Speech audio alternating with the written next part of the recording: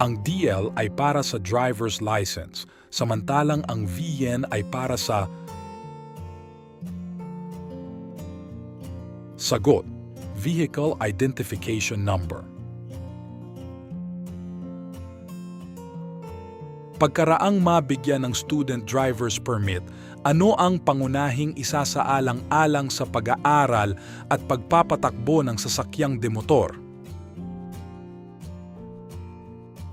Sagot: kailangang magsanay sa pagmamaneho ang nag-aaral at dapat may kasamang lisensyadong driver na may DL code na angkop sa uri ng sasakyang demotor na imamaneho.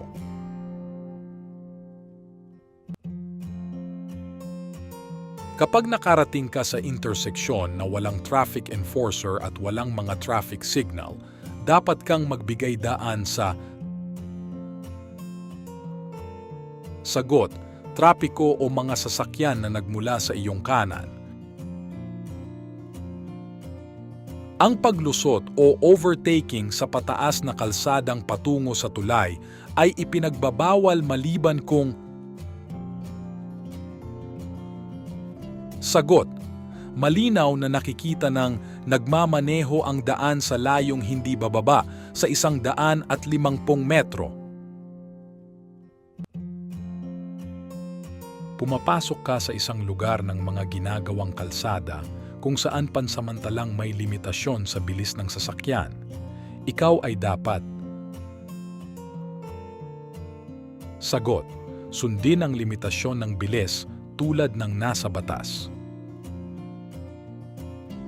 Ano ang dapat mong gawin kung pinapatakbo ka ng pulis pantrapiko kahit na pula na ang traffic light o senyas na ng paghinto?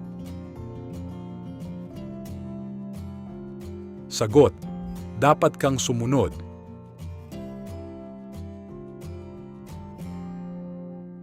Kapag nagmamaneho ng sasakyan na may anti-lock braking system sa pinakamabilis na takbo at kailangan mong biglaang huminto, ano ang dapat mong gawin?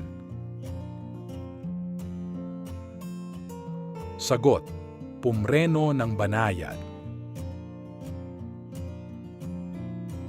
Naghahanap ka ng mapaparadahan ng iyong sasakyan. Puno na ang lugar maliban sa puwang na may marking taong may kapansanan. Alin sa mga ito ang tama? Sagot, hindi ka dapat pumarada doon maliban kung ikaw ay PWD o mayroon kang kasama na PWD. Sino ang responsable upang hindi mag-overload ang sasakyan? Sagot, ang driver o ang pasahero ng sasakyan. Alin sa mga sumusunod ang nakalarawan? Sagot, baku-bakong kalsada. Kapag sumunod sa isa pang kotse, itinuturing na isang ligtas na patakaran na magpanatili ng distansyang layo na hindi bababa sa sagot, espasyo para sa isang kotse. Nasa expressway ka at paparating sa toll gate. Mayroong kumikislap na pulang ilaw sa itaas ng bawat lane. Dapat kang sagot, huminto at maghintay. Ang lahat ng mga nagmamaneho ay nararapat magbigay ng right of way sa sagot, mga sasakyang pangkagipitan. Ang mga parking brake ay maaaring gamitin sa sagot, pagparada. Ang ibig sabihin ng hindi gumagalaw na pulang Xs ay sagot, hindi ka maaaring magmaneho sa daang ito. Sa interseksyon na may ilaw pantrapiko, liliko lamang pakaliwa kapag sagot, Nakailaw ang berdeng kaliwang arrow.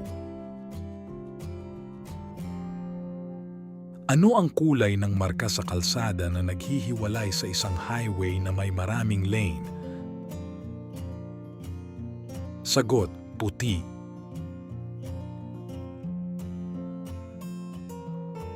Ano ang magiging resulta kapag pinalitan ng hindi angkop na ilaw o bumbilya ang headlight? Sagot, nakagagambala ito sa mga motoristang nanggagaling sa kabilang direksyon at ito ay labag sa batas trapiko. Sa pagmamaneho, ang pinakamahalagang pandama na kailangan ng driver ay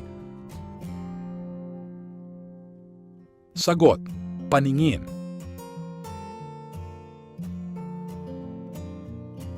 Alin sa mga sumusunod ang nakalarawan? Sagot, bawal bumusina. Kailan pinahihintulutan ang pagtawid sa dalawang solidong dilaw na linya? Sagot, ang pagdaan ay hindi pinahihintulutan kailanman. Kapag nasa sangandaan at nakita ng driver na mula sa dilaw o yellow light signal ay nagpalit ito sa pula o red ay sagot, magpapatuloy ito sa interseksyon kahit ang ilaw ay pula.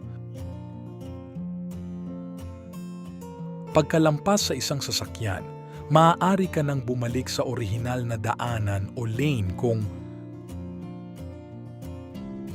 sagot, natatanaw mo sa gilid na salamin o kaya sa rear view mirror ang sasakyang nilampasan. Magkano ang parusa sa unang openso ng pagpapasakay sa harapang upuan sa batang 6 na taong gulang pababa? Sagot, 1,000 peso. Kapag nasiraan ka ng sasakyan sa daan, ano ang gagawin mo? Sagot, pailawin ang hazard warning light at maglagay ng EWD 10 metro man lamang sa likuran ng nakahintong sasakyan. Kailan mo maaring gamitin ang mga hazard warning na ilaw habang nagmamaneho? Sagot, sa highway upang magbigay ng babala na may panganib sa unahan. Kailan ka dapat bumusina? Sagot, kapag magbibigay babala sa iyong presensya. Ang mga karatula sa limitasyon ng bilis sa mga daan ay dapat ituro na. Sagot, ang inirerekomenda na bilis sa pinakamaayos na kondisyon ng daan at panahon. Alin sa mga sumusunod na palatandaan ang nagsasaad ng mga regulasyon kapag binaliwala ay magiging isang openso? Sagot, regulatory signs. Aling senyas trapiko ang nagsasaad ng regulasyon at pagbabawal?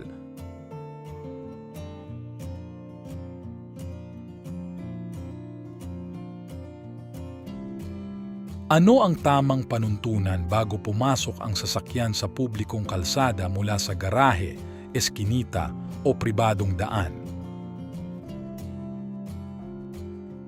Sagot, dapat huminto at magbigay ng daan sa mga sasakyan sa kalsada at sa mga naglalakad.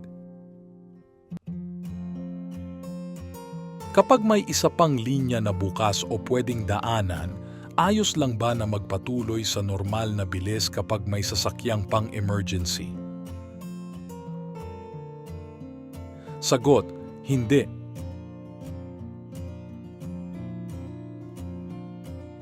Hindi ka sigurado kung ang iyong gamot sa ubo ay may epekto sa iyo.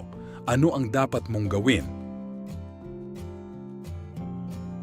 Sagot, Tanungin ang iyong doktor at suriin ang level ng gamot. Ano ang dapat mong gawin kapag ang iyong preno ay nabasa at humina? Sagot: apakan ang preno ng maraming beses.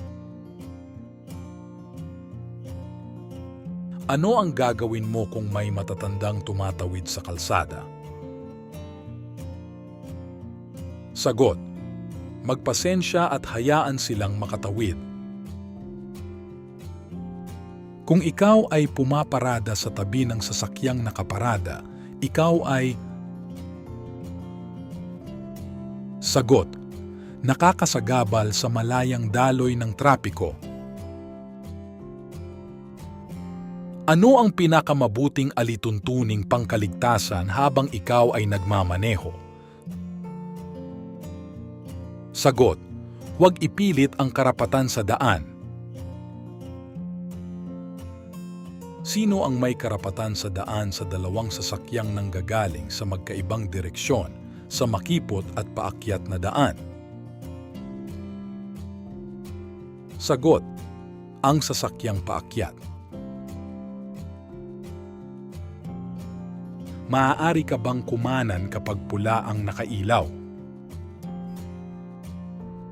Sagot: oo, pwede kung may karatulang nagpapahintulot sa iyo na gawin ito. Ang karatula ay maaaring nagsasabing, "Turn right with care on red signal after a full stop." Alin sa mga sumusunod ang nakalarawan? Sagot: delikado ang kurbada sa kaliwa. Ito ay mahalagang kagamitang pangkaligtasan ng isang sasakyan kung iiwanan ito. Sagot: parking brake.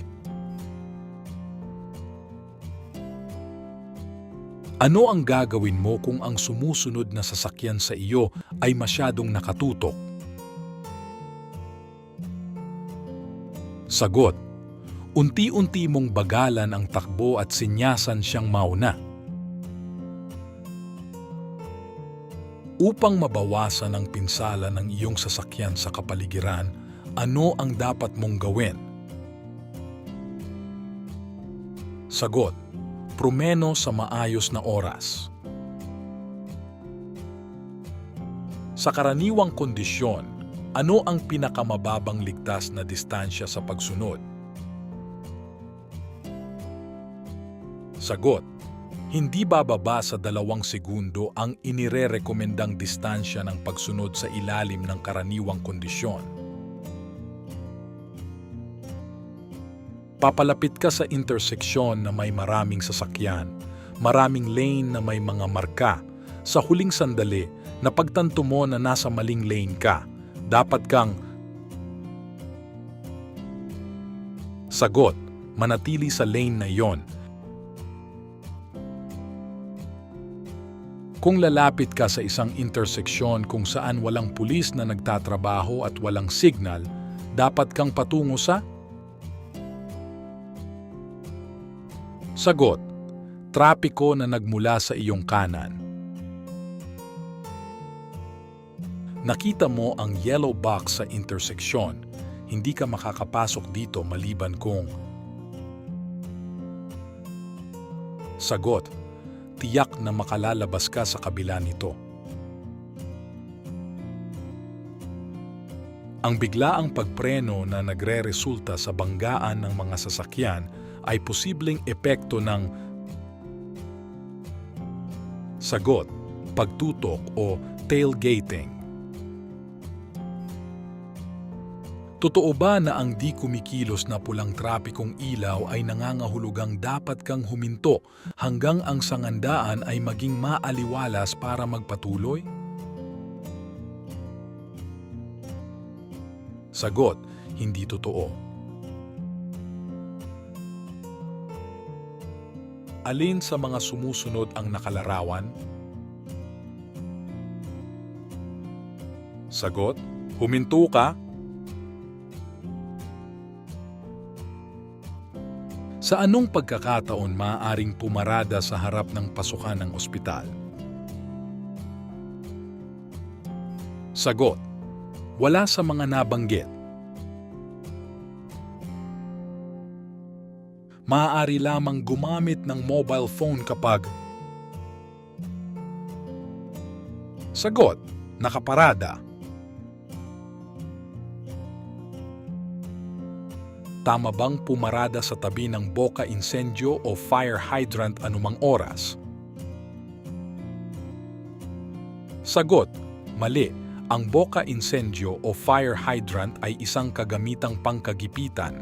Walang sino man ang pinahihintulutan pumarada sa tabi nito. Kung walang linya na minarkahan sa kalsada, dapat kang magmaneho. Sagot: malapit sa kanang bahagi ng kalsada.